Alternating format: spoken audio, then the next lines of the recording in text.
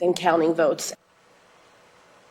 McCormick and the RNC are now suing Bucks County to protect the integrity of the election. Joining me now is Brianna Lyman, election correspondent at The Federalist.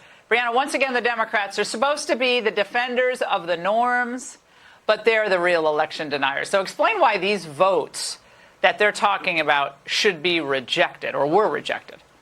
Yeah, so Bob Casey wants to have his cake and eat it too. 4 years ago, he called for Donald Trump to be impeached because Donald Trump questioned the administration of the 2020 election. What Bob Casey is doing is he's not questioning the administration. He is trying to change the outcome by adding votes that should not be counted. So there are the ones that have either misstated or are missing dates on the ballots that both state law and the Pennsylvania Supreme Court said should not count. In other cases, you have voters who are potentially unregistered voters who cast a ballot. Bob Casey wants those ballots to be casted. So he does not have any authority to have sat back for 4 years and demanded unquestionable loyalty to election results. But now that he's on the other side of it, demand some kind of additional ballots to be put in to flip this race.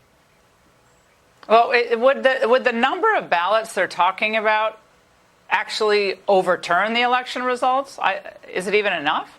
No. So Mark Elias, he has his dirty little fingerprints all on this. And this is the same strategy that he used back in 2008 in the Minnesota race with Senator Franken and Norm Coleman. And that race was decided by a few hundred votes. And eventually, after Mark Elias got it dragged out the recount for months, Franken won by about 312 votes. The margins we're talking about in Pennsylvania are in the tens of thousands.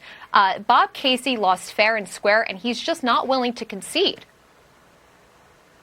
I mean, again, they accused Trump of being an election denier, and they demanded that he accept the results of the election long before any votes were cast. And this is what they're doing. This is just par for the course from the Democrats. Brianna, thank you for reporting on this. And coming up, mass deportation.